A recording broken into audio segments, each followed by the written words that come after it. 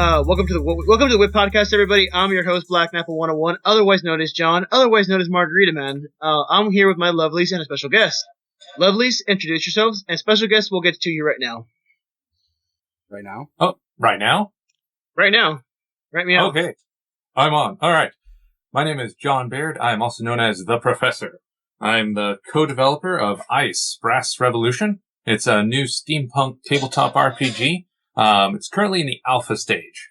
We're in that mode of throwing everything to the wall, seeing what sticks. We've got a fair number of playtesters. We did our big debut at San Japan.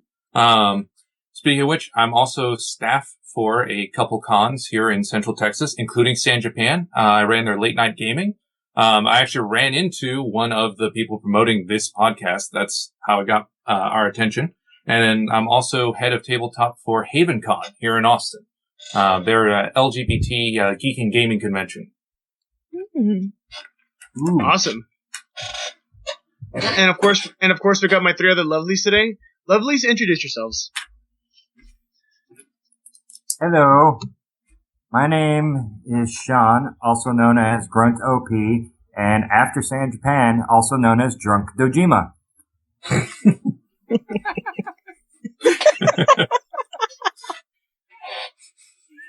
And I'm Mama Donovan. I am the Texas Steampunk Holdra. I am Silverfist 91, and I like my coffee black. Like you like your men? Like I like my women without a P. Oh, you don't have to impress me. What do you really want? Make mine like what are you, Nanako? So Sean, I do got to ask, what brought on this whole drunken Dojima bullshit? Okay. I think I covered horrendous BS of horrible con stories last week. I do have to admit, though, I'm no longer sleeping like a awkward vampire anymore on a bed. I'm sleeping in a curled up fetal position now, which is a lot more comfortable from what I found. But Drunk Dojima is for those of you that were at San Japan, and those of you that had a chance to check out the panels that we threw, Pauline and I, we pretty much did the Persona stuff on Saturday. We did the King's Game stuff in the afternoon, well, around 11, no, afternoon. It was afternoon. And, let's see, we did the meetup, and then we did the 18 plus panel. My girlfriend stripped this Shadow Rise. That was very prominent. And I had this idea to be Drunk Dojima for the 18 plus. This was premeditated. Our good friend pretty much did an amazing makeup job on my face to where I actually did look like I was really damn hammered. And, to sell the story, I pretty much took my tie off and just put it on my head. Like a headband. So you weren't actually hammered to be hammered Dojima? No, I'm so disappointed. I'm going to... No. My acting is what sold it. Because, allow me to describe you. I convinced almost all of the panel room and two of the staff that I was actually hammered. Impressive. I'll give you 5 out of 10 stars, not drunk enough. 6.5 out of 10, best drunk ever. It needs more drunk. Alright, Professor, since you are our special guest, I want to give you a little time to tell us about your game, ICE, and just share with us. Okay. Well, ICE, kind of the genesis of it, is I was working on a steampunk game for like 5 years or so. Then it died horribly. A lot of steampunk games tend to die horribly, sadly. I think one of them just recently came back into print, but yeah, most steampunk games don't last. And I had a ton of material lying around, like hundreds of pages of stuff that I wrote. So I was like, well, I don't want this to just lie here. So I found a friend, and he and I are working together to create a game, based on that material, but also trying to, do a bit better job at like getting a tabletop game to capture steampunk. Steampunk's a really fun sci-fi genre. It focuses, late 1800s, positivism, science solves everything, logic, reason. And I kind of want to put those principles into a game, like have a game that really embodies that whole, like, you can create and explore, and don't worry, you'll solve all the problems, through science and, wacky experiments, that kind of thing. And so, let's see, we're working on that right now. Let's see, the basic principle is instead of you roll your stats and, that determines what you can do, instead you pick what you want to do, and that determines what your stats are. So there's no classes, there's no, various few limits as we could put on there. So, you could be someone who, there's a faculty in there called beat a ruffian with another ruffian. So you can pick up a guy and beat other people with it. So you can take that, and you can take party planner. So you could, on one hand, schedule these giant galas and balls that people want to attend. And meanwhile, you can then pick them up and beat other people with them. If you want to combine those two together. So let me get this straight. What you're saying is I can pick up a guy and throw him at another guy, and okay, I already love this game. I'm sold. I'm more amazed at the fact that you can build a party, plan a party, and then pick up a party and just hit a singular person with said party. Well, people in the party. The whole purpose, of course, of inviting the party is you get that one guy who you really hate, and then you can beat him, and you got a whole bunch of fodder around. So one of the things I wanted to balance is a lot of steampunk games are very combat-based. They're what we call low steampunk. There's a song, just glue some gears on it and call it steampunk. A lot of steampunk RPGs are that kind of mold, where it's like, this is D&D with gears on it. And corsets. And goggles. Corsets. And goggles, yes. We actually had I remember a friend of mine once had a fun discussion of, so how many goggles, belts, and corsets do you need to call it steampunk? So we determined, like, okay, the character needs to be wearing 5 belts, 3 goggles, and at least 2 corsets, in order for you to call it steampunk. Damn it! Yeah, something like that. I don't know. I just needed one more pair of goggles. Exactly. So what we're trying to do here with this game is, instead of just combat, like D&D style, because if you want a combat game, Pathfinder and D&D are going to be your thing. So we want to do combat and non-combat. Hence, party planning, or we have a thing called psychoanalytics, which is all about, like, your character has the ability to read crowds and play off of that. A lot of qualitative as opposed to just number boosts. We have, like, qualitative things. So the GM can interpret things. So we're trying to borrow some elements like the not crunchy systems like Fate or Burning Wheel, taking a lot from those, while still, we throw some numbers in there. Similar, we got a couple games based on like Legacy. Rifts is actually a really good inspiration because it has giant celestial dragons and a homeless bum, and they're balanced against each other. So we're kind of also taking a few lessons from that one. Ran into some really cool people at San Japan, went on and on and on about Rifts. It was eye-opening. You had me at Burning Wheel.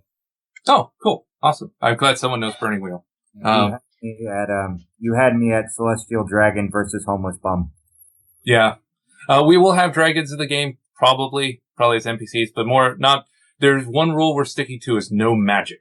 It'll all be science-based. So if there are dragons, and that's right. Yeah, dragons are one of the playable races. That's right. What am I thinking? Silly me.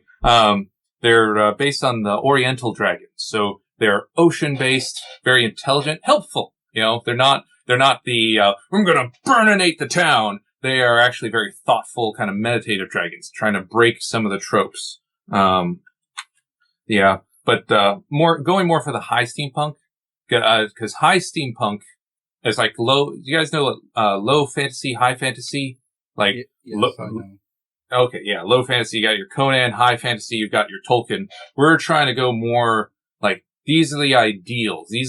This game is going to actually have things from the Victorian age. So like how they thought, the ideals they had are actually going to be in the game. So you're actually going to be judged on how well you adhere to certain ideals like autonomy, self-defense, let's see, what were some of the others? Oh, volition, your willpower, your ability to reason.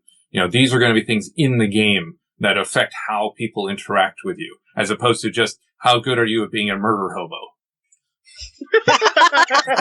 I like the sound of that. So, okay, you said there's no classes and stuff, but considering you said this is going to be by Victorian standards, there's a lot of class differences. But you mean like classes in like different jobs, but what about like classes in like, rich, poor, somewhere in the middle? Oh yeah, we've got that. There are 4 different countries, each of which has kind of its own feel and its own take on socioeconomics. So the main country is Inam. That's very much a laissez-faire capitalist, kind of go-get-em entrepreneurship.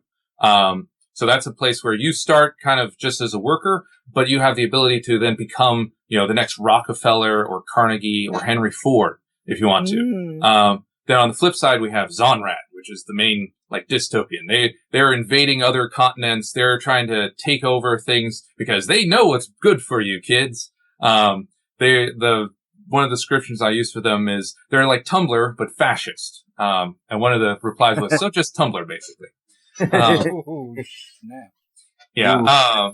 But they're very, very heavy, very fixed, rigid. They have a genetically engineered slave race. So our take on elves is, like Tolkien used elves as to represent, his ideal species, his ideal race, like things that embodied like how high we could climb as human beings. So here we flip that. Here the elves were created by the dystopia as a slave race to embody their ideals of self-sacrifice, altruism, obedience. So they're very submissive, passive, basically like puppies that everybody kicks around a lot. And it's because they're designed to be incredibly beautiful. So the argument is, oh, they're beautiful, therefore they have privilege, therefore we can abuse the crap out of them. And it's kind of like that perversion of goodness that is so it's kind of like just an objectification. It's like, no, we love them, but we treat them like pets. Like they have no free will. They're just here to be beautiful and work for us.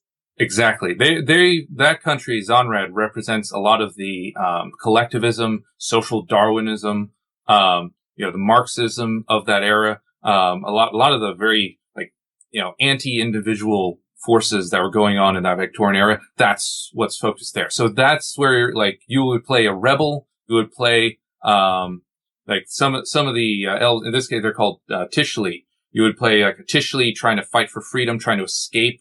All right. I was going to ask, like, is there a rebel who's like, no, we don't have to be subservient?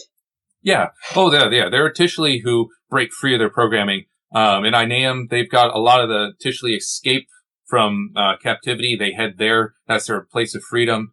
You also have the third country or continent, Ayaziwa, which is heavily inspired by Zulus. Zulus are a culture I don't see in Steampunk a lot. Even though they were huge. Yeah, they were huge in the 1800s because the British Army, they were one of the few forces that, just smacked the British Army down, like gave them a huge defeat, slaughtered them. And they're a really interesting culture because they have a strong warrior, they have interesting tactics. So they're in there, and so Zonrad has invaded them to bring civilization and quote unquote democracy to the poor African nation. A little bit of parallels there. But you can also play as them. You can play as, rebels in Zonrad trying to fight back. You can play as an Ayaziwan resisting the invasion. And then our last one is, Zhengqi, which is, heavily influenced by China. One of the tropes we're trying to undo there is every time you see China in a role-playing game, and this is true in, D&D all the way through a lot of the Kung Fu. It's either like Kung Fu stuff, which is cool, or it's, the crumbling empire. It's like, look at this old established empire that is falling into ruin. Yeah. So what we're doing is we're scrapping that. We're going back to the Tang and the Sung dynasties. And we're saying, okay, here is China at the peak of its power. This is when it was the leader of R&D science. This is when it was the center of the international economy. That's the Chinese steampunk we're going to have in this game. Something like is really more interesting than just crumbling old bureaucracy. All right. I think I want to be a Tishley rebel.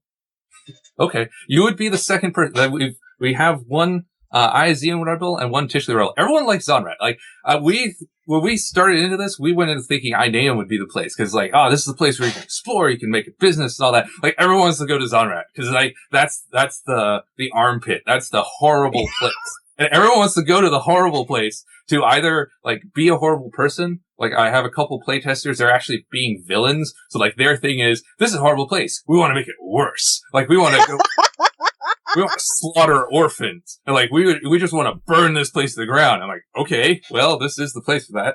And then I've got other people who want to be like, no, I want to be an icon. I want to strive forward and inspire people to rise up. I'm like, oh, okay. So Zonrad is probably going to end up being a lot bigger focus, at least initially, than we thought. But we listen to fans. We like feedback. Feedback's good. I hear all these countries, and I hear a lot of chaos. So I would play a character that would profit off the chaos. I'd be a bootlegger. See, you'd be a bootlegger. I'd be more of an expeditionist or an explorer type of character. Ooh, that's cool. Or in the case of, since slavery is kind of a big prominent, a person that would start a railroad sort of system of sorts. Oh, that'd be cool. That's good. That is nice.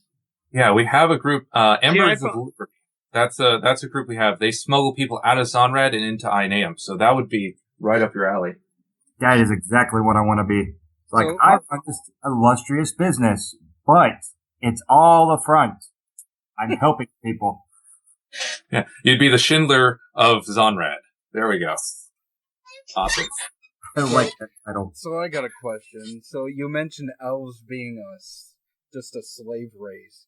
Are there any other non-human races in your game? Oh yeah. We have humans at Tishley are humanoid. We have 5. That's another thing I don't like about a lot of steampunk games. A lot of steampunk games either have just humans or humans with a different skin tone. Or we slap some stuff on their forehead. The Star Trek aliens, slap some stuff on their forehead and call them an alien. Or sharp ears. Yeah, exactly. Pointy ears. Yay. So we tried to play that down. We have 5 non-human races that are humanoid in descending order. So the most humanoid would be the Baihu. They are a cat race.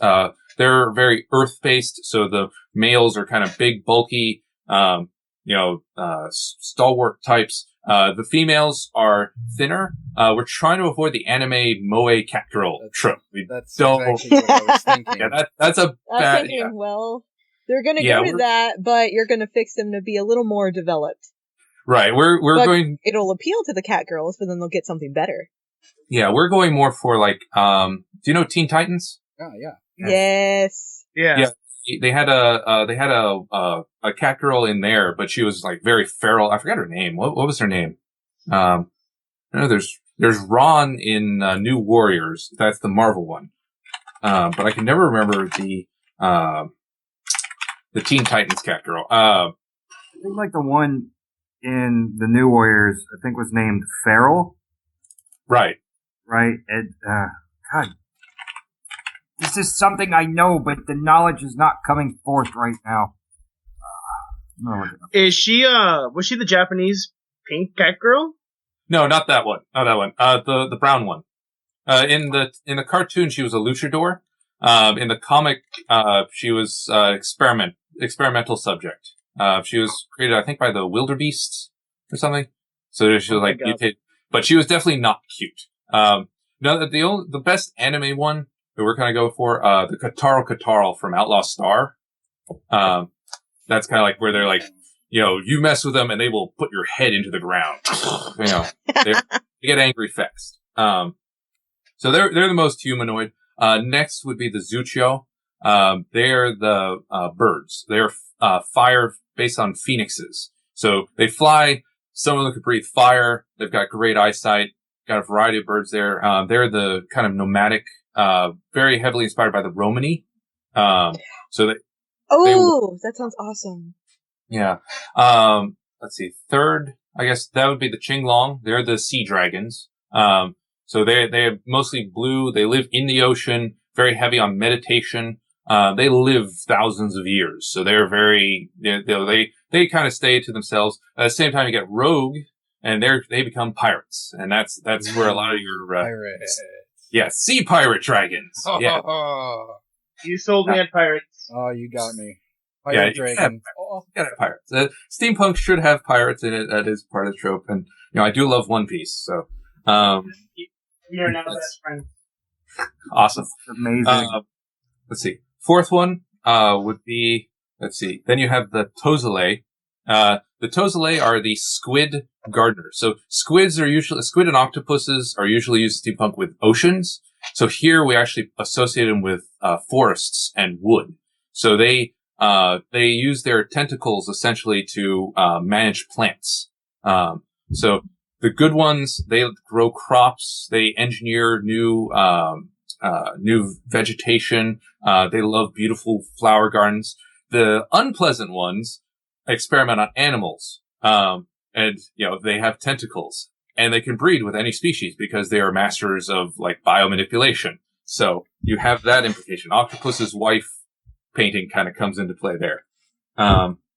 Just a little bit. So the thing with tentacles can breed with anything. Exactly. Yeah. That was. It's a little. That's what you're going for? I was going for the octopus garden. That works too. So for me, they want to be a Zentopus. you know what? I gotta ask you. It begs the question: are you a kid now, or are you a squid now? I was thinking that. I was thinking that. Well, yeah, what's funny is before Splatoon, we actually had a thought, one of our concoctions is our take on alchemy. We actually are going to have a paints and gels, called pigments, where you can coat things for special effects. It's based on Portal 2, mostly.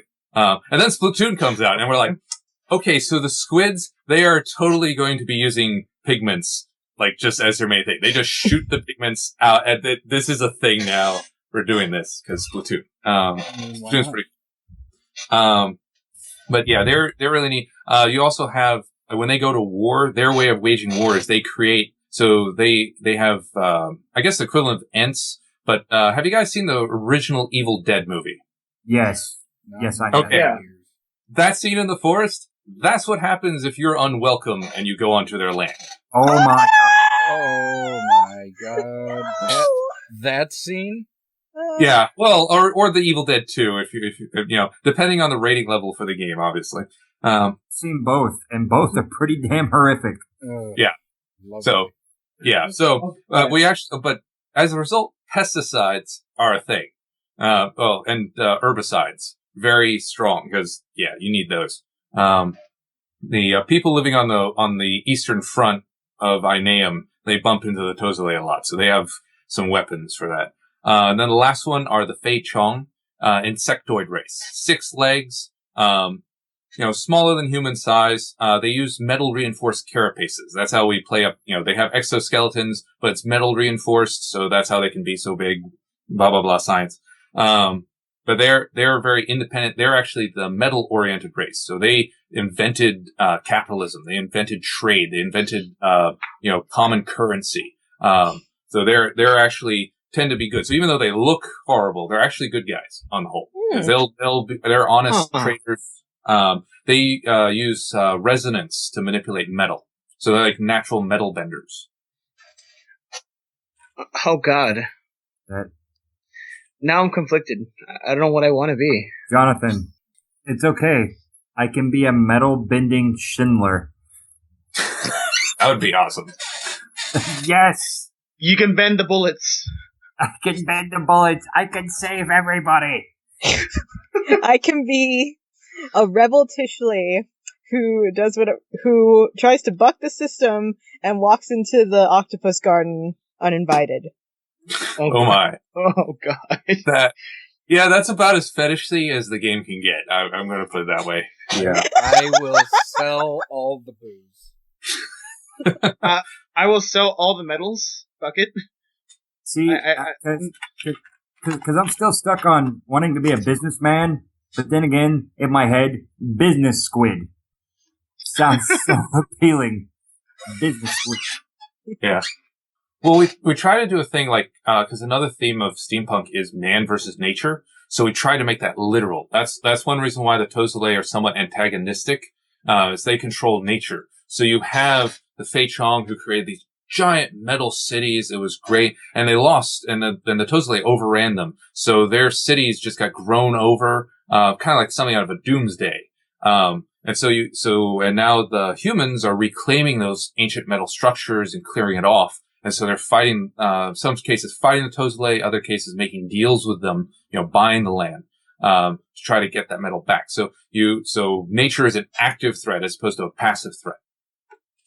So what do you trade to squid people? Like what do squid people like that they would trade land for? Resources. I mean, they need food. And in a lot of cases, their system is kind of dying out. They're actually being attacked. The Zonrad is attacking them, so they're starting to feel that heat. They're losing ground, so they trade with Ineum in exchange for, in some cases, weapons that they don't have, chemicals that they don't have, things they can use to fight back, as well as just things that they can eat and consume because their own farmland is being destroyed or taken over. A horrible idea came into mind. What do you trade to squid people? Cat girls. In all honesty, the Baihu cat girls would probably rip them apart. They are not tentacle bait.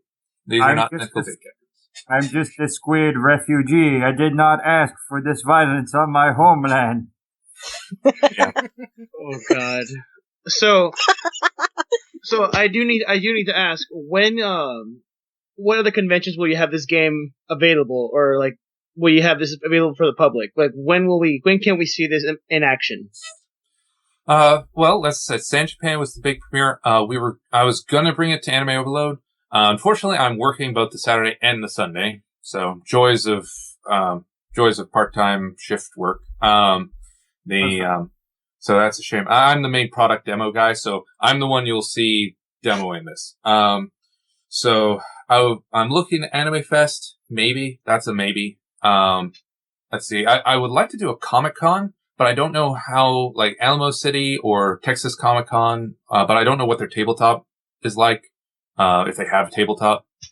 Isn't Texas Comic-Con like this weekend? Is it? I think it already passed, actually. Okay. Yeah, I think I'm thinking Alamo City. I think Alamo City is in September. Yeah, that's the one. Two I know for sure though, Wacon and Game Expo. Game Expo is first weekend of October, in San Antonio. I'm volunteering there. Then you got Wacon, up in Waco, later in October. And I'll be heading up there. I can't get on the official roster because it's, still, they don't allow, alpha/beta testing games on their roster. But, they did say I could just camp out at a table and run games. So that's probably what I'll do. I missed Sean's, out on, yeah. Well, Sean's in Waco, so he can probably test it out. Oh, Awesome. Yeah. I am 100% down for this. And totally skipping work, so that way I can enjoy something I actually love doing. Awesome. Yeah. There's a Facebook page. You can also, if you send, me or Wen Chen a friend request, we can add you to the alpha test group. We got about 18 testers right now. We post, versions of the alpha book as well as, additional packets of info. Like we just finished the called shot rules finally. Working on, updating some of the actions, I still need to implement the races. The races are written, but they're not implemented in the game yet as a system. A lot of the lore still needs to be, polished. A lot of it is still like rough notes. We used, Microscope to develop the game. So there was a lot of, like index cards being laid out on tables. Need to get those typed up. But, in a couple months, it's come a long way. We're already on version 3 coming up here on version 4. But yeah, Game Expo and IkiCon. IkiCon's also a definite possibility for running it there. Probably also definitely be doing San Japan next year, since I will be coming back as staff running late night gaming. All right, this sounds legit. I might be at IkiCon this coming year or Awesome. the following year, so I can probably meet you there. Okay. San Japan, we'll all be there except Ryan. We don't know how we're gonna get Ryan there. That's the big mission. Okay. Get Ryan to Texas. Yay. WakeCon, I will definitely be there. Awesome. I might have to miss out on a hometown convention for it, but it's okay. Okay. What's the hometown convention? It's gonna be RealmsCon down in Corpus Christi, Texas, where I am from. Oh, yeah. Wait, RealmsCon and WakeCon are at the same time? Yeah. Yeah. RealmsCon, actually, no, RealmsCon is at the beginning of October starts from the 4th, that goes to the 6th, which means WakeCon should be later on in October, which means... RealmsCon is the week before Game Expo. Yeah, so... Okay, cool. Because WakeCon's not until the 24th. Awesome. I just saved myself a lot of scheduling hassle. And that is something I'm going to be doing today. All right. I got a game plan. Sweet. And then for 2016, definitely Haven Con, since I'm running tabletop for them. It's staff prerogative. I get to run my own game. Let's see, probably Owlcon in Houston. I definitely want to do Owlcon. Oh my gosh, I just graduated from that school. Were you there last year? No, I've unfortunately I kept missing Owlcon. I lived in Houston for a couple of years, and I kept missing them because they always schedule it at a bad time for me. Yeah, that was my college. Oh, and wow. Yeah, that's it's pretty big. I did some LARPing there. It was pretty fun. I would volunteer since, I lived on campus, so it was easy to get there. But yeah, Owlcon is great. We always get a pretty big crowd, like for a college, because we're a relatively small college, but we get a lot of people. So it's a good place to go. Cool. And I'm trying to look up the dates. So Game Expo is the 9th through the 11th in October. And let's see. Looks like RealmsCon is, they don't have their dates. October 4th. October 4th? Okay, so they're the week before. Okay, so it's RealmsCon, then Game Expo, and then 2 weeks after that, WakeCon. Yeah, so October's a busy time. Okay. Oh, most definitely. All right, I will see if I can make it out to Corpus Christi. I've always wanted to go to RealmsCon. I'm friends with the guy who runs it, so I'll ask him see if. Oh wait, I think I may have got the dates wrong, but I believe RealmsCon is the 2nd through the 4th. Still. Yeah, that makes sense. Yeah, I can totally do that. Yeah, if you're at RealmsCon, I think the majority of us should be there. Yeah. Well, I will totally run a game for you guys, and you can live. I don't know. Do you have the ability to live stream RPG games? Do it Will Wheaton style. We can record it. We can live stream. Okay, that's fine too. That's dangerous. Us live streaming something? You want us to record and see if we go too far. Tori, what do you mean us? I think you mean you guys. I forgot who actually does stream.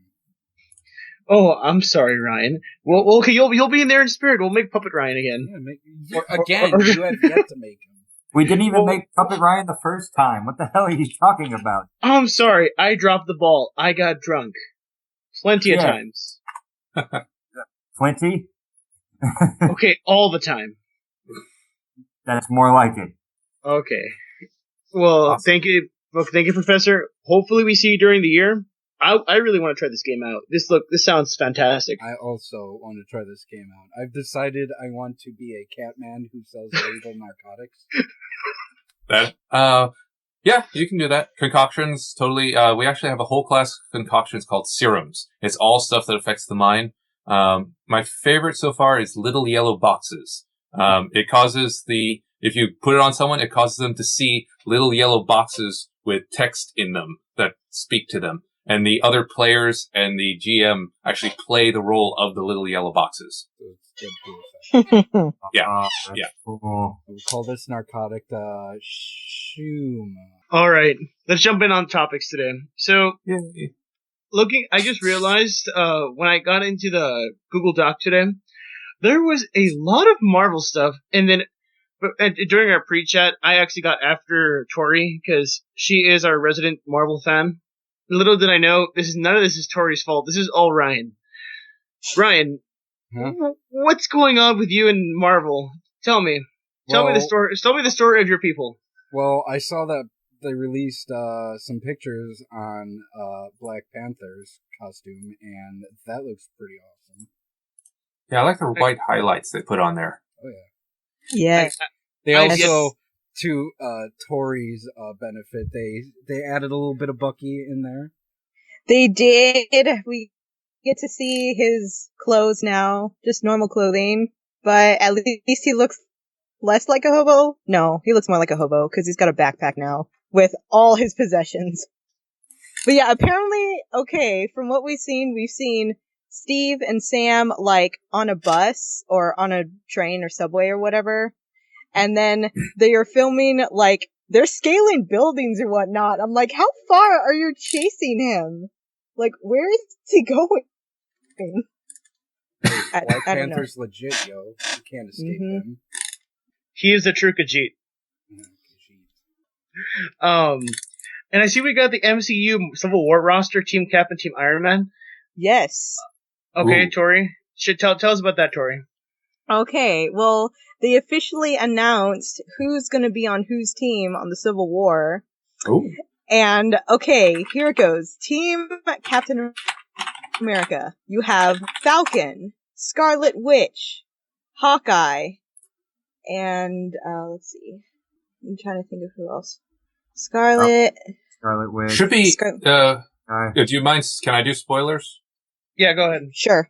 Ant-Man. Ant-Man should be on there. Right. Oh, Ant-Man. He's on there. Ant-Man's on the team, and Falcon, and Hawkeye, and Scarlet Witch, and I think that was it. Team Iron Man had Tony Stark, Vision, Black Widow, and Spider-Man. Huh. And Spider-Man. Was he teased on the image? And Rhodey. Yeah, Spider-Man was teased in Ant-Man. They referenced him.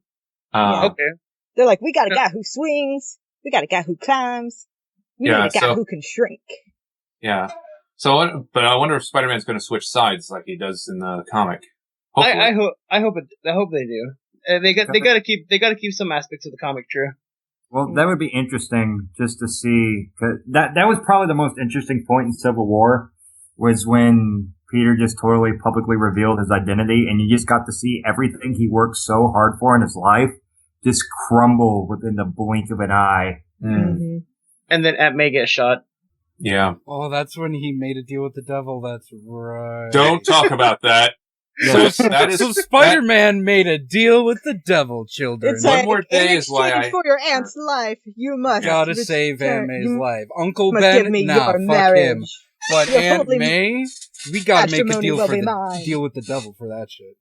Yeah, one more day is what made me stop buying Spider-Man comics. Like, I'm a huge Spider-Man fan. I have never bought a Spider-Man comic since then because of One More Day, just out of protest. Until they retcon One More Day out, which looks like it's going to happen now with the current Secret War. So I might start buying Spider-Man again. But because of that, no, absolutely not. Oh my god. Well, I could go on very long rants about One More Day, so let's avoid that. yeah. Okay, but the thing that gets me is why is Black Widow on Tony's team? Like, okay, there's what happens in the comics, and there's her relationship with people in the comics. But as far as the Marvel movies go, she's been on Cap's side. Like, she's Cap's friend. Like, that's what we saw in Winter Soldier. He trusts her, and she trusts him. So why Tony's side? And even just the idea of registration, that goes against everything that she does. So why would she be...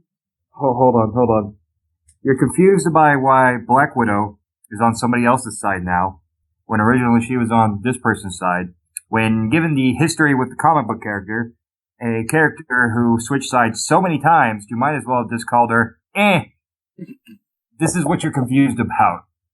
I am confused, because as far as the movie goes, It shows that she's trying to stick to one side now. Like, she's trying to be different. She doesn't want to be the shady person anymore. Okay, but Tori, you got to argue. Okay, so she's working for Shield, right? Which is a government organization, correct? Well, Shield is gone, but I see what you're saying. It's still there. There's still remnants of it there. Yeah, they're still there, but it is so poorly organized. Oh, okay. So okay. My rationale is, why wouldn't she be on Tony's side, given that she is still working for the government? Well, do they even want her? She dumped all of their files. That shows her allegiance. She just dumped all of their secrets. But for a reason. Yeah, it was to screw over Hydra, so, I mean, that made sense. Yeah, it made sense, but I mean, given the history of the character, I'm not really surprised that I switched sides. I'm going to that side now. Here I am, walking over the line, trading in my passes, gonna go get my user ID over here on their computer. Okay, but like, why? If she's going to switch sides, she needs a reason.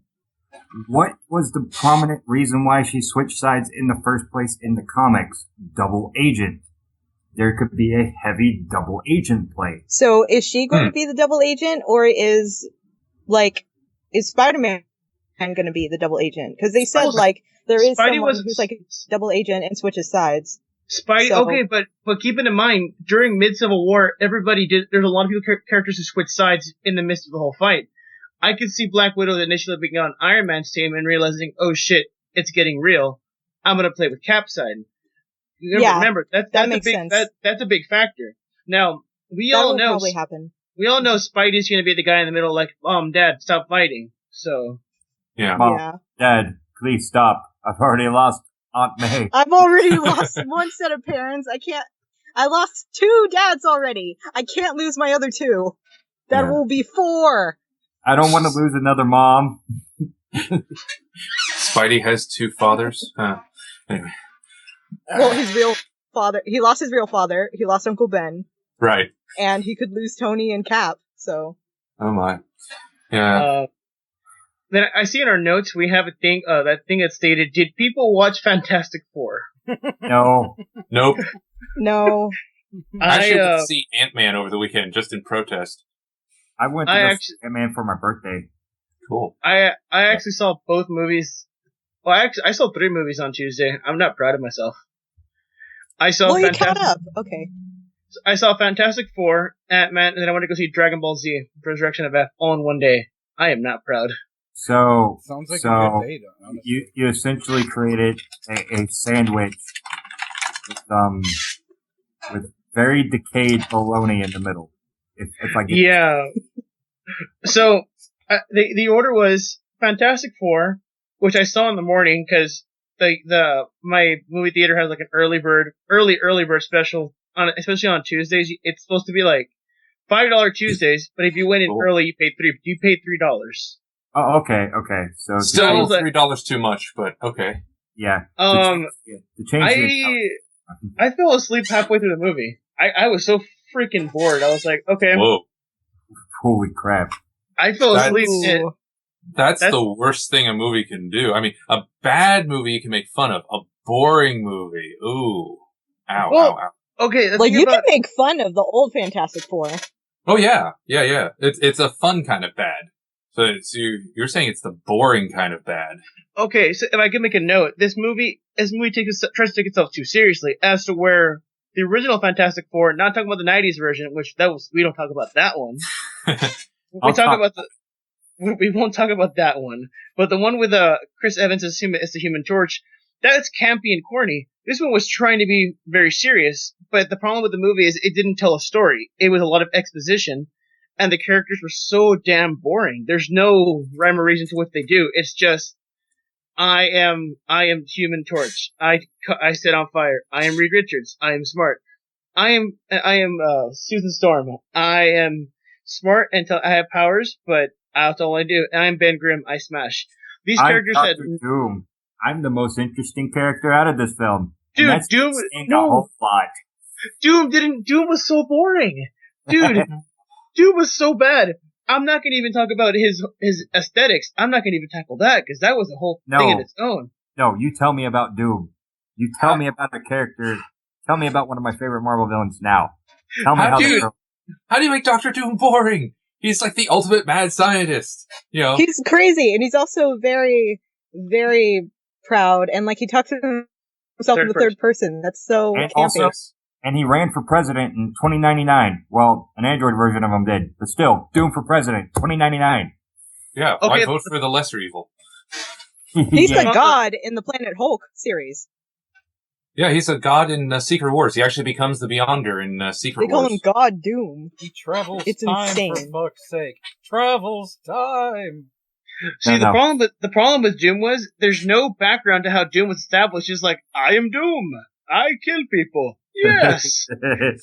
that was totally an M. Bison impression, by the way. But yes. It is delicious. No, but yes. so of Doom course. Of course. So Doom had no character. He was just like, okay, I am Doom. Fuck you. And then that's it. And I was like, wait. Go back a second. You established Doom a little early on, and then nothing until maybe third act. And I'm like, wait, not like that's not how you tell a story. You need to stop. You need to stop what you're doing. So then so after this movie, I have like a 4-hour little lull in time. So then I go see Ant-Man with my mom because she wanted to go to the movies. And I told her straight out, look, you're not gonna like Ant-Man. I know you. And she's telling me, no, I like Paul Rudd. I think he's really funny. And I go, Mom, this is not a Paul Rudd movie. This is a Marvel movie. Oh no, but he's always funny. Never in my life have I been so angry at my mother because she tells me at the end of this movie, oh, well, this movie was kind of boring. All he did was grow small and get big. And I'm like, are you kidding me? Are you kidding me? I told her before the movie, the premise of this movie will be a guy who steals stuff and gets small and fights another guy. See, that's all there is.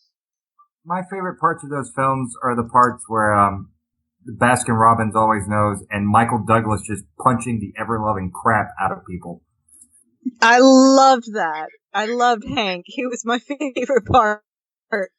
Although the thing is, his little subplot with Hope was so obvious. How could you not guess after 30 years that the reason your father doesn't want you to go out and fight is because your mom died?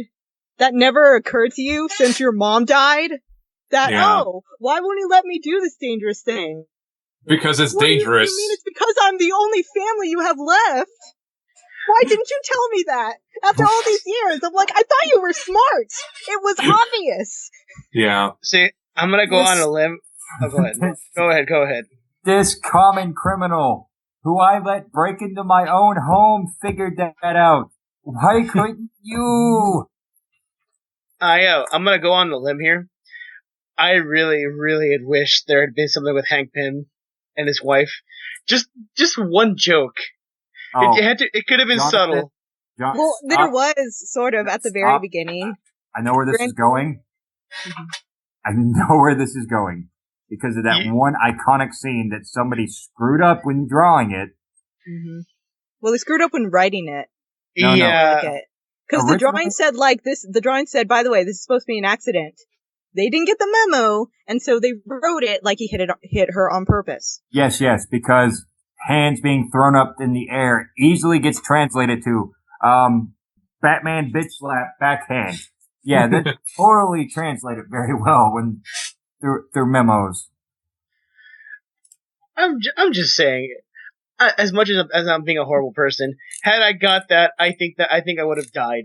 I would have died in the movie. Well, to satisfy you, John, you could grab at straws and say that that's what they did in the very beginning. When he's like, no, you can't have my Pym particles, Howard Stark. And the guy's like, oh, were you this adamant in protecting Janet? And he's just like, no, that wasn't enough. He's like, don't you dare talk about my wife. The ongoing joke. The man stole your stuff. The man just decked you in the face, almost knocked you out, and you're still planning on stealing his stuff? Yes.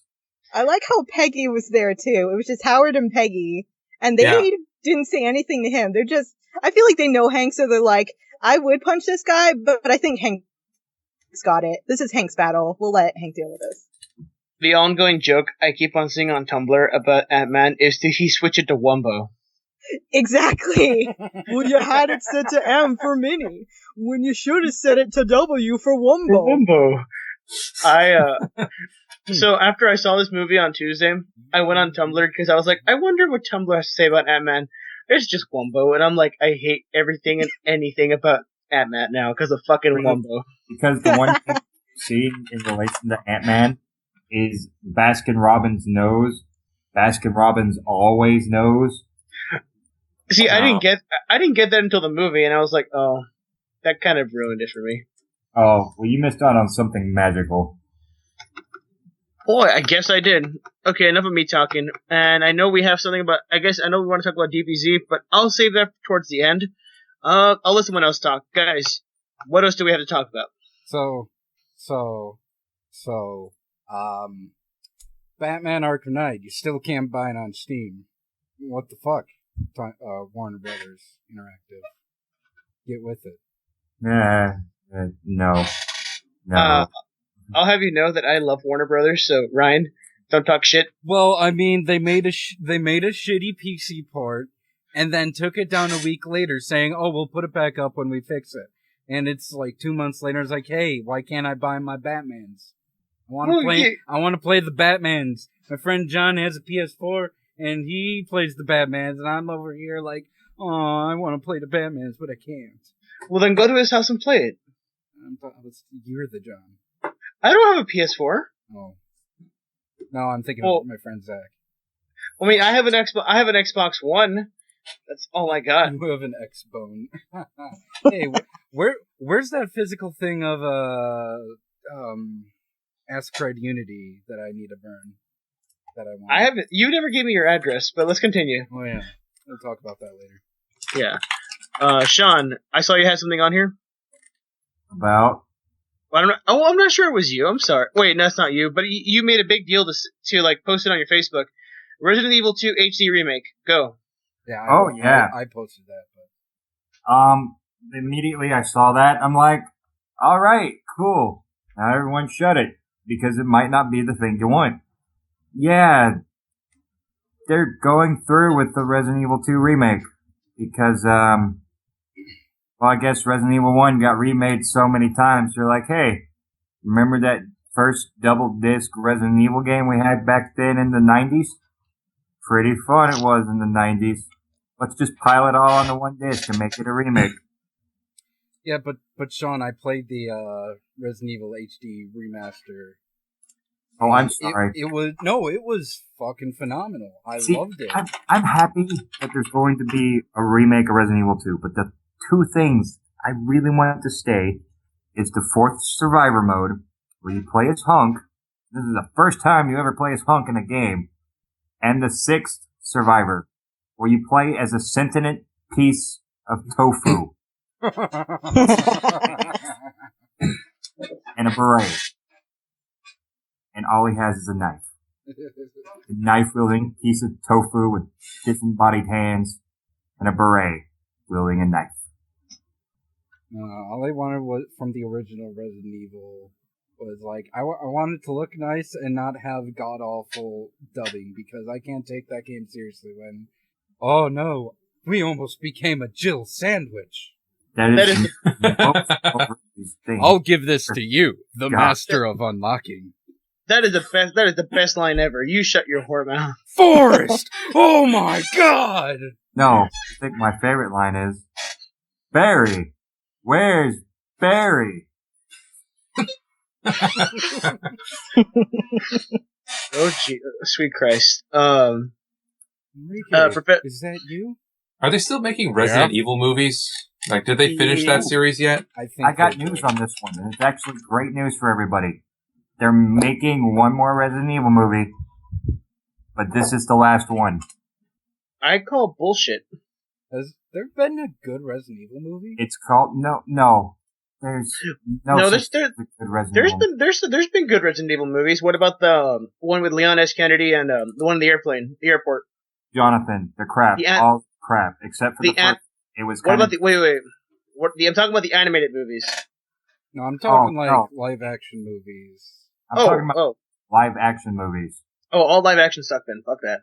The animated films, freaking great. The live action films, no. I've literally talked with somebody who's tried so hard to defend them, and it ended with me leaving in disgust because I could not scream any more expletives at them. I literally ran out of curse words to say, and these ways to use them. That's why you gotta combine curse words. Ryan, I ran out of combinations. That's impossible. Oh, I thought so. But guess what? It is very possible to run out of combination of curse words. Because then you start getting things like dick. You stupid dick. Did you use flying shitfuck? Yes. Oh, you did? Okay. Verb. It's verb, expletive. Verb, expletive. That's the way it follows. And I can only combo so much before I ran into torpedo speeding dick. Okay? Dick. Worst Pokemon ever. Okay. Dick. Go, Dick. Use hydro cannon. Oh god.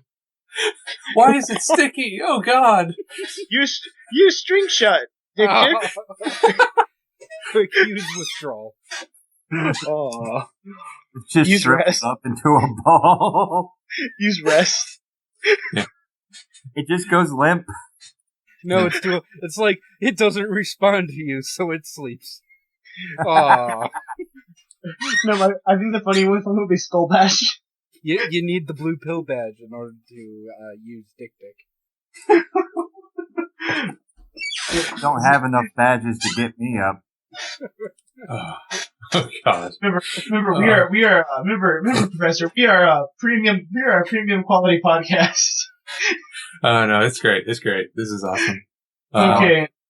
I know you put something on the board, or two things on the board about, you want to talk about this, Professor?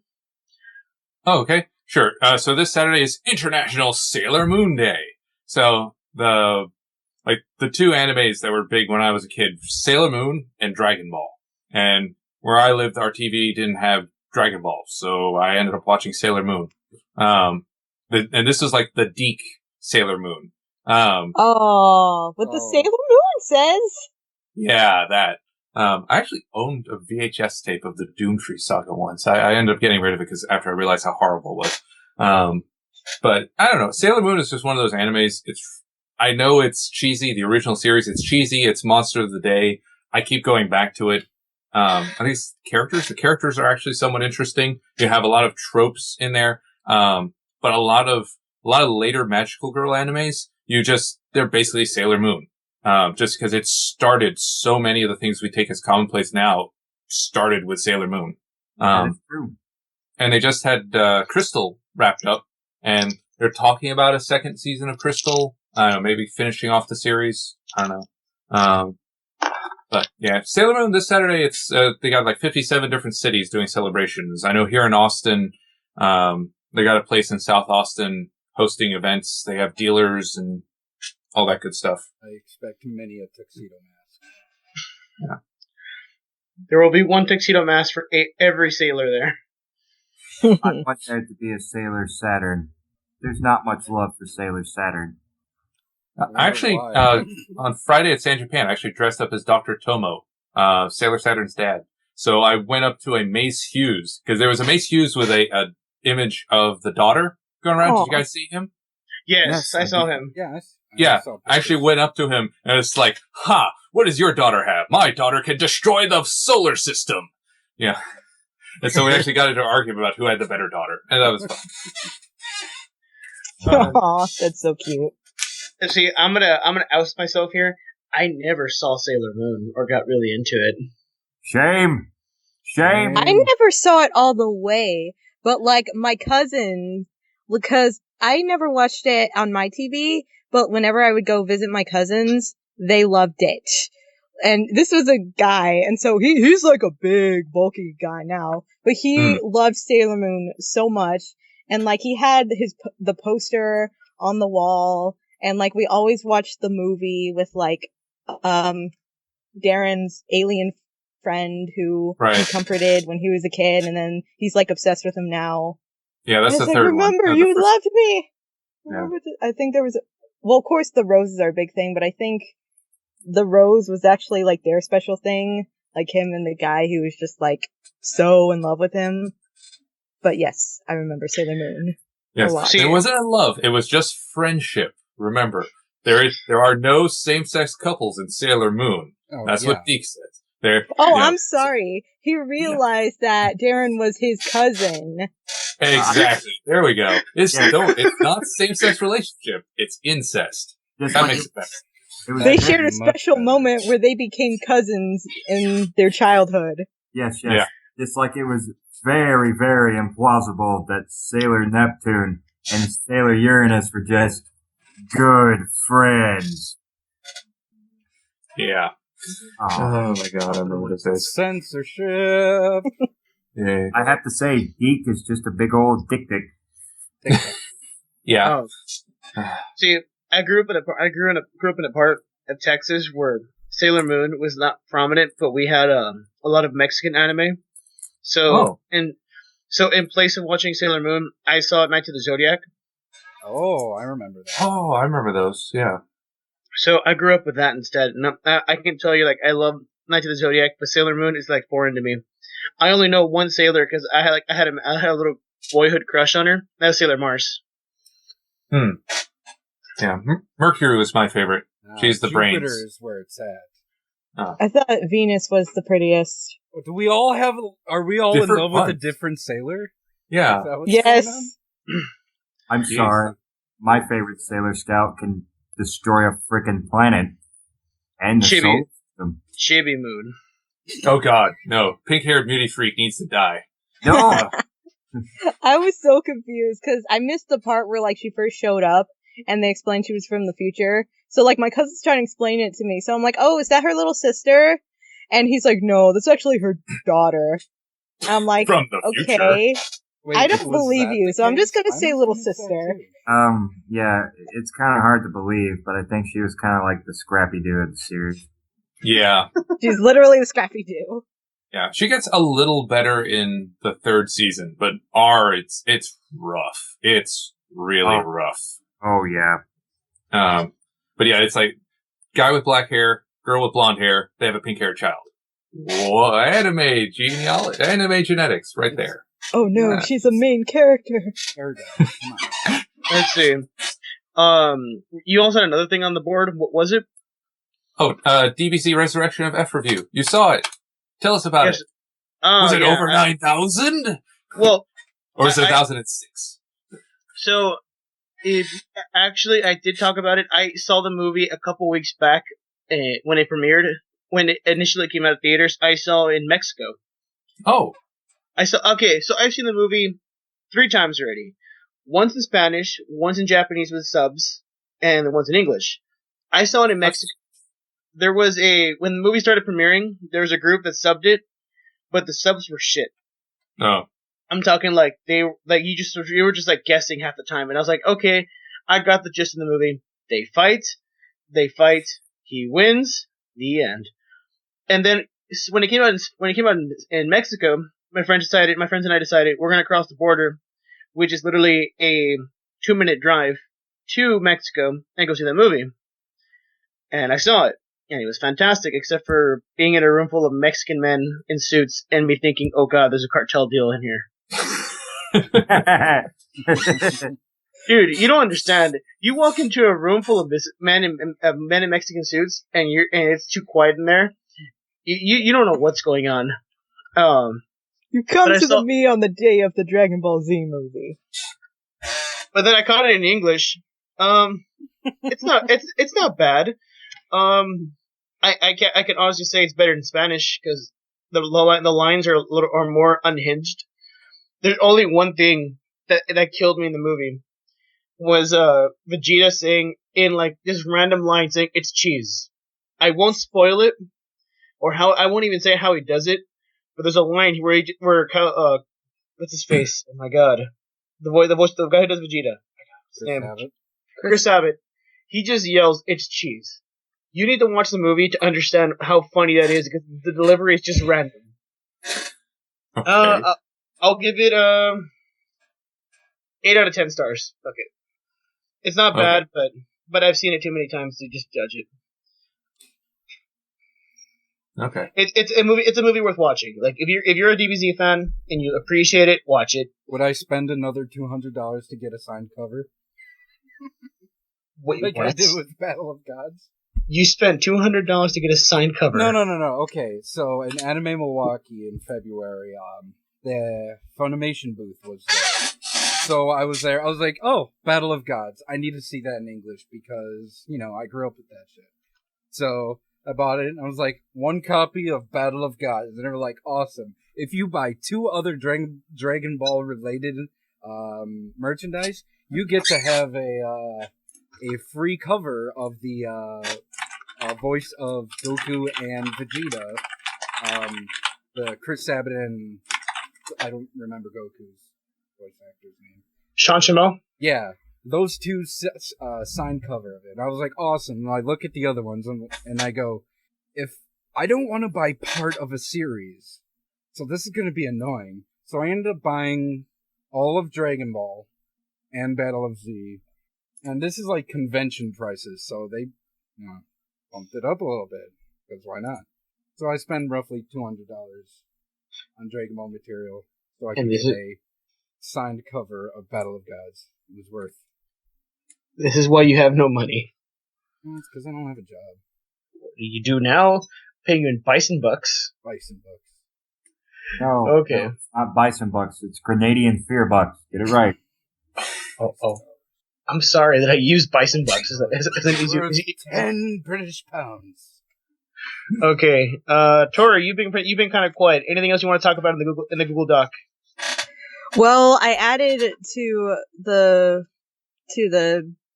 document thing that they've released pictures of Luke Skywalker in the new Force Awakens movie. Neat. And oh my gosh, I have so many emotions right now because he looks really good. He looks old. He's old, but he looks so wise, and he really looks like a Jedi Master. He looks like Obi-Wan. He looks like old Ben Kenobi. He looks like Obi-Wan, and I'm just like, all the. I really hope they don't kill him. Of course they're gonna kill him, but he'll become a Force ghost. I know. It's so stereotypical. It's like Phantom Menace, we kill Qui-Gon because Liam Neeson has to die. New Hope, we kill Obi-Wan, and then Force Awakens, we kill Luke. Are you sense of the pattern? Every 3 movies, one of you guys gotta die. And someone's gotta lose an arm, and someone's gonna say, "I got a bad feeling about this." Never tell me the answer. So how cliche would it be if he got taken down the same way that Obi-Wan got taken down? I think that'd be the best. You mean just like give himself up? Yeah. Or a Padawan he trained ended up turning to the dark side? If you strike it's just me like, God down, damn I will it. become more powerful than you'll ever know. Mm-hmm. Yes. Like it happened in the books, and it was his own nephew. Granted, he's not the one who took his nephew down, but still, it's like, God damn it! I try to train these kids, and they still become evil. I could hear him say, "My dad works for the Empire, damn it." But a little detail that I said, like, as far as Luke's character is gonna be, it said that, well, since he's older, he's had to war has changed him in many ways, and so he has to compromise more on his beliefs now, as he learns to do as he grows up. I'm like, please don't tell me he's gonna do something horrible. Yeah, I hope they don't make him darker and edgier. That's really dumb. What I'm afraid is that, like, Jedi, if you think about it, like, Jedi are about, like, peace and tranquility. If Jedi go to war, it would fuck up on their balance with the Force. True. So, maybe that would have an effect on a Jedi Force user. What I think is going to happen. Which puts a whole new perspective on Star Wars: The Old Republic when all you do in that fun game is fight each other. But what I think they're going to do actually is, consider Luke like his beliefs at the end of Return of the Jedi. He believes that even those who seem far into the dark side can come back. He was the only one who thought he could bring his father back. And he did. He still died, but he said he brought him back to the light for just a little bit. So that gave him some hope at the end of the movie that people can be redeemed. Right. I feel like that's the thing that's going to change. He's older and he's like, some people can't be redeemed and you have to kill them before they hurt more people. He has to be reminded of that. Mm-hmm. He has to be reminded that sometimes you have to nip it in the bud. Okay. Otherwise it's just going to come back and bite you later. But I'm still like, no, I don't want to see him lose that hope. That's who he was. I'm hoping he appears. I wouldn't see it as him losing hope. It's just doing something that has to be done. It doesn't mean he loses hope. Mm-hmm. Just do it. Do it. Do what must be done, Luke. Yes. Kill him. Do it. Kill him. Kill him. Kill him now. Kill him. Oh god. Okay, so I think. Go ahead. Oh, real question. Will Mark Hamill be in second season of Flash because of the movies? Maybe. Well, I thought Flash was gonna get combined with Arrow to make that Heroes of Tomorrow. Oh, that's the third series. Oh, okay. Never mind. I have not kept up with Flash and Arrow for the sole fact I wanted them to stop so I can watch them, but that's whole other reasons. I stopped watching TV, so I need to catch up with Arrow. It's on Netflix. The last episode of Arrow I seen was Slade Wilson going to the Queen Mansion. See? Season 2. Okay. I almost called him Wade Wilson. I was like, wait a minute. No. You watch yourself there. Wait a minute. Wade Wilson going to the Queen Mansion would be an entirely different setup there. Oh, God. Actually, I could see the Deadpool movie having him go to the Queen Mansion. I mean, you could see that happening. It's like, he like takes down a guy who uses a bow and arrow just for fun. I'm going to start watching Arrow now because they're going to cast Constantine into the show now. And now the show has greater meaning to me. Yeah, Sean's a big Constantine fan, and they canceled it, which made him really sad. And NBC can go to hell. Dude, but what if they cast Keanu Reeves as Constantine? Wow. Well, Jonathan, you're very lucky. Your voice cut out at the right moment on my end. That's very good. Constantine still. You make a rant about a Keanu Reeves Constantine, and nobody lets you live it down for the rest of your days. Not at all. He knows Kung Fu. Whoa. So I want to end the podcast off on an interesting note. Who's ever heard of the concept of Netflix and chill? Not until you brought it up earlier today. I have. I've seen it on the social networks. So the Facebooks. Ryan, hold on, Jonathan. I need to ask Ryan something really quickly before this cuts in. Hey, Ryan. Yes? Colleen's found something interesting at the game shop today. What's that, Sean? Was it a virtual boy? Oh my god, I can feel myself going blind already.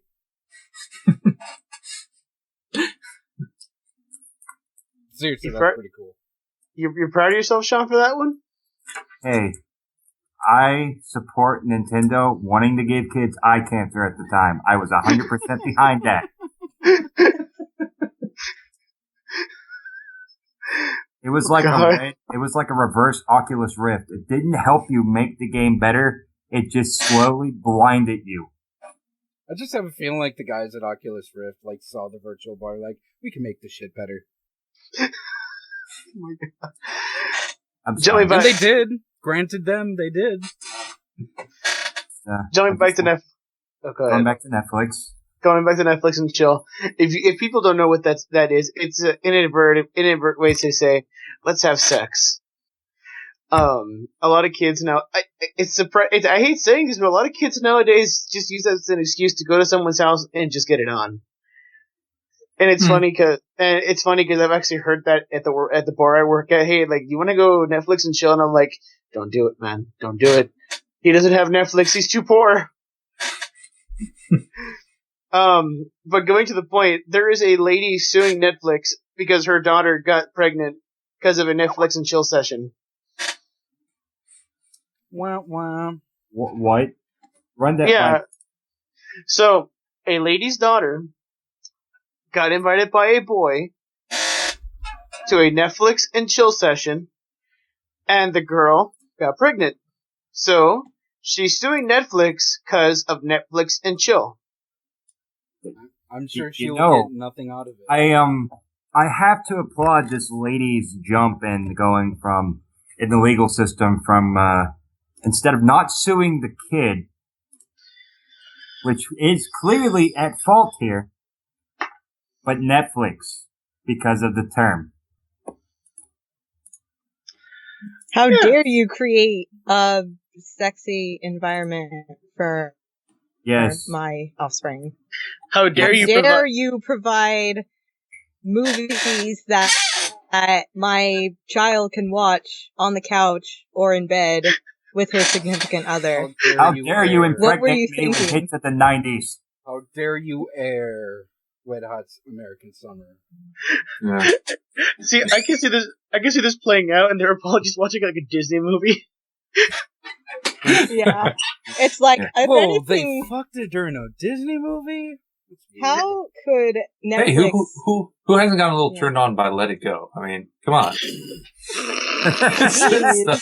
Brings a whole new meaning to Let It Go, dude. I can see they probably could have been doing it to Mulan's and Make a Man Out of You.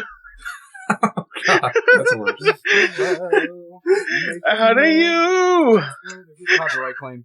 Oh, what probably happened is that she insisted that they watch Orange Is the New Black, which has its fair share of lesbian scenes, and so her boyfriend just couldn't take it anymore, couldn't hold it back, had to unleash himself right there on the couch.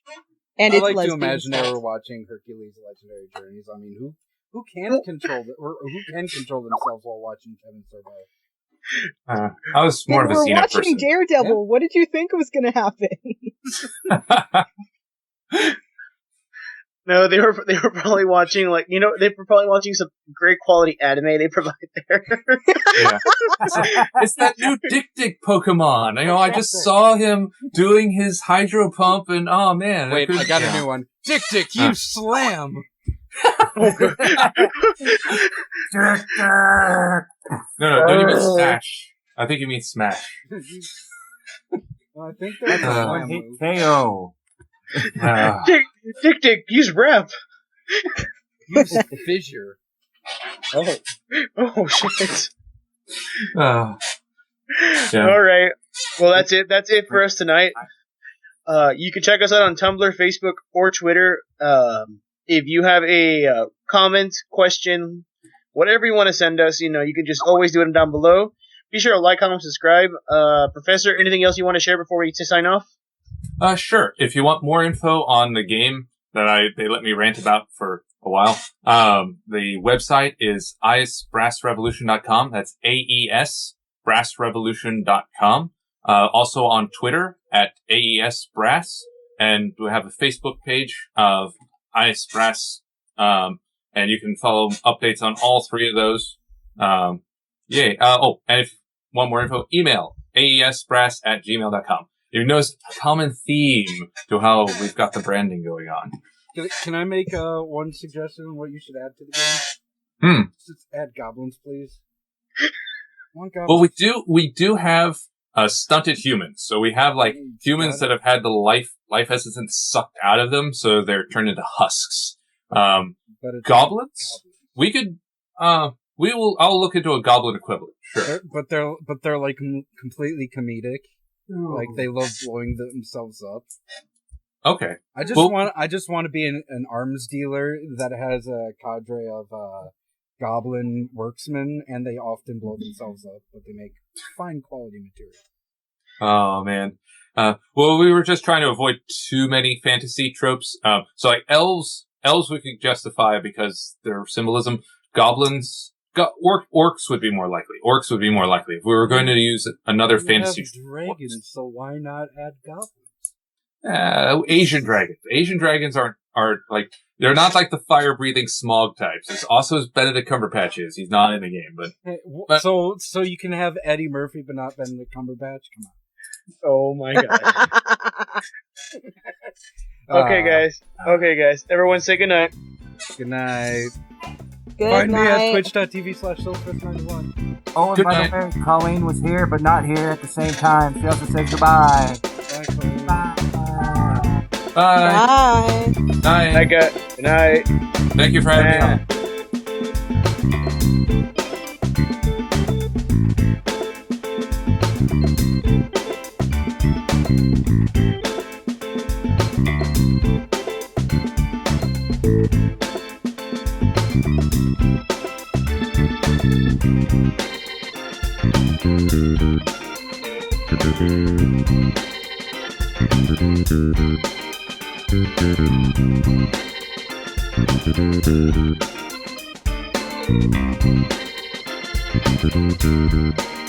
Thank you.